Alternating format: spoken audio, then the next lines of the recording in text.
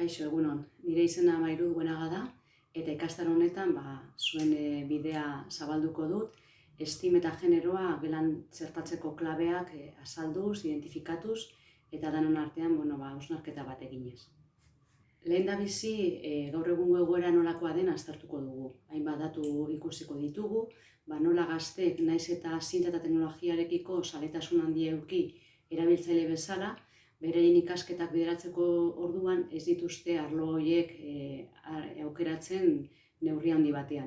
Eta hau nesken artean bereziki nabarmena eta larria da.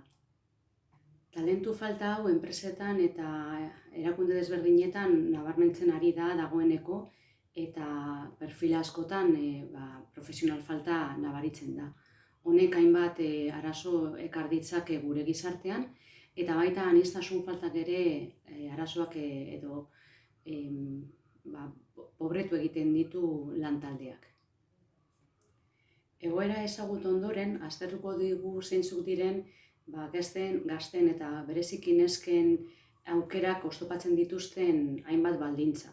Bai baldintza propioak norberarenak eta bai gizarteak eta inguruak jartzen dizkigunak.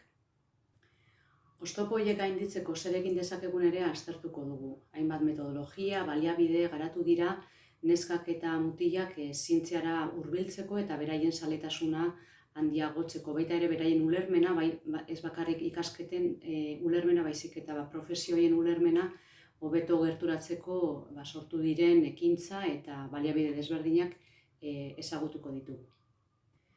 Bukatzeko, danon esku dauden proiektuak, baliabideak, esperientziak ezagutuko ditugu, eta aztertuko dugu baita ere horietako zeintzuk eta nola eraman ditzakegun gure gelara. Ikastaro osoan zehar hainbat jarduera egingo ditugu hausnarketa, analisi eta abarreko metodologia jarraituz, eta helburu nagusia da baita ere zuek zuen hezkuntza jarduera erabiltzeko edo zuen bizitzan baliagarria izan daitekeen planteamendu pedagogiko edo ekintza plan bat sortzea. Horrela, proiektu antzeko bat aurrera eramango dugu ikastaro osoan zehar, zuen inguruna hausnartuz genero eta estimen arloen inguruan, eta gero oztopak identifikatuz eta ekintza plan bat diseinatuz oztopo horiek gainditzeko.